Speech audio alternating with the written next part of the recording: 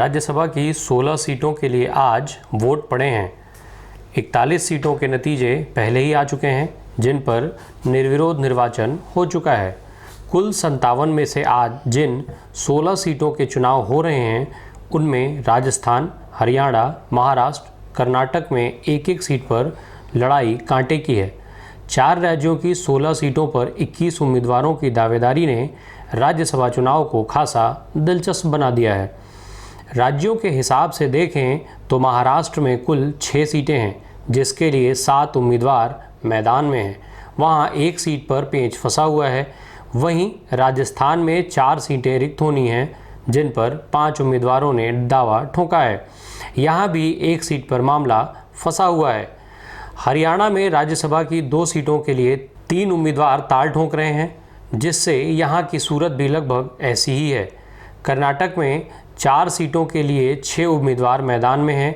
यहाँ भी चुनाव दिलचस्प हो गया है। ऐसे में इन चारों ही राज्यों में चुनाव खास हो गया है।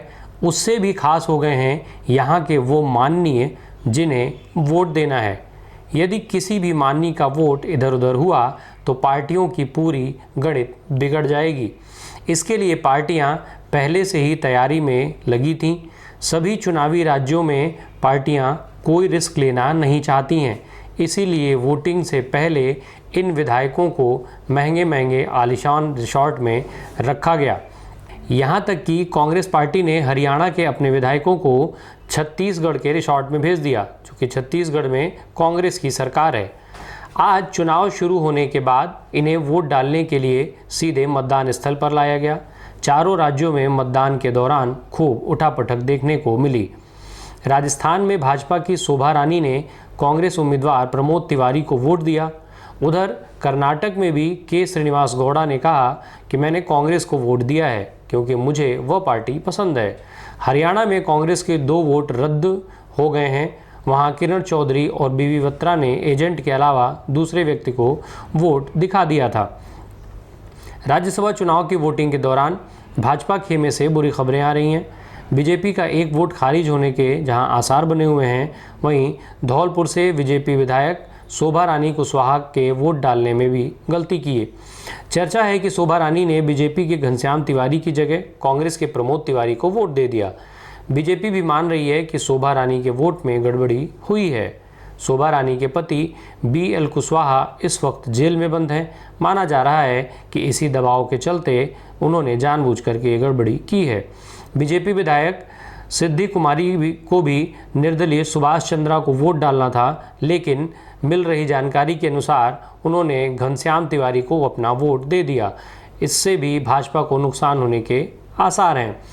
खुद बीजेपी के प्रदेश अध्यक्ष सतीश पुनिया ने कहा कि एक विधायक से वोट देने में गलती हुई है।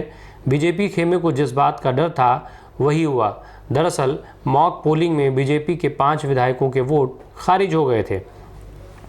वहीं खबरों की माने तो भाजपा के 2 वोट खारिज हो सकते हैं। शोभा रानी कुशवाहा के अलावा बांसवाड़ा के गढ़ी से भाजपा विधायक कैलाश चंद मीरा से भी वोट डालने में गलती हुई है, जिसके चलते उनका वोट भी खारिज हो सकता है।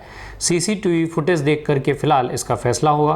कांग्रेस अध्यक्ष गोविंद सिंह डोटासरा ने दावा किया कि मीणा ने पोलिंग एजेंट को दिखा करके वोट डाला है। इस मामले में विपक्ष के उपनेता राजेंद्र राठौर और डोटासरा के बीच तीखी बहस भी हुई।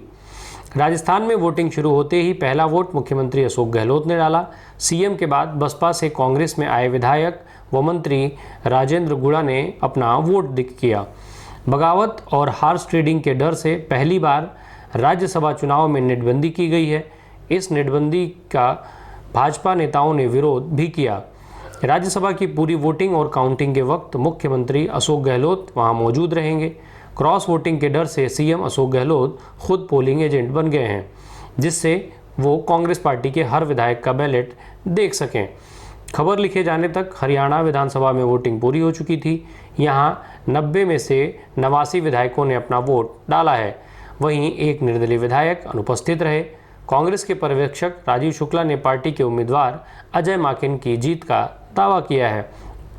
कांग्रेस सांसद दीपेंद्र सिंह हुड्डा ने भी ऐसा ही दावा करते हुए कहा था कि हमारे प्रत्याशी अजय माकन जीत रहे हैं और हरियाणा विधानसभा में हमारी जितनी संख्या बल है उससे ज़्यादा वोट उनके पक्ष में आज होंगे, हमें ऐसा विश्वास है। उधर कर्नाटक में जदएस नेता व पूर्व मुख्यमंत्री एचडी कुमारस्वामी ने बड़ा दावा किया है। उन्होंने कहा है कि जीत के लिए भाजपा कांग्रेस से मदद मांग रही है। उन्होंने कहा कि सीटी रवि भाजपा महासचिव हैं तो वह कैसे कांग्रेस के दफ्तर में पहुंच गए। यह दिखाता है कि रवि भाजपा उम्मीदवार की जीत के लिए सिद्धारमैया से उनका सहयोग मांगने गए थे। वहीं महाराष्ट्र में भी राज्यसभा चुनाव के चलते हलचल मची हुई है। वहां एनसीपी के नेता नवाब मलिक को राज्यसभा के लिए मतदान की इजाज़त नहीं मिल पाई। मुंबई सेशंस कोर्ट के जरिए दिए गए फैसले को बॉम्बे हाई कोर्ट ने कायम रखा।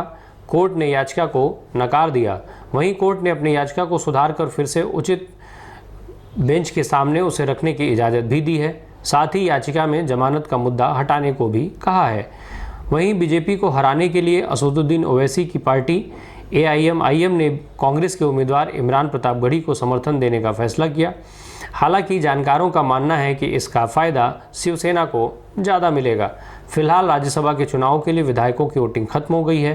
अब 5 बजे इसके नतीजे आएंगे। पूरा संख्या बल साथ है, कॉन्फिडेंट और तीनों सीटें हम जीत रहे हैं।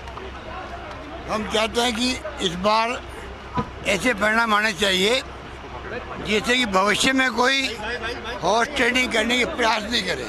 ये बड़ा मानना है क्योंकि परंपरा डाल रही बीजेपी वाले हॉर्स ट्रेडिंग की। भैरव सिंह जी थे तब से मैं देख रहा हूँ, उनको तंग किया गया, उनको ले आना पड़ा चौकी ढाणी के अंदर अपने विधायकों को, अपनी पार्टी विधायकों को। ये परंपराएं जो बीजेपी वाले डाल रहे हैं, हम चाहते हैं कि इस बार सबक ऐसा मिलना चाहिए जब भविष्य में ऐसी नौबत नहीं आए। इस बार तीनों सीट हम जीतते आराम से, कोई दिक्कत नहीं आ रही है और हमारा कुनबा एकजुट है पूरा 26 लोगों का।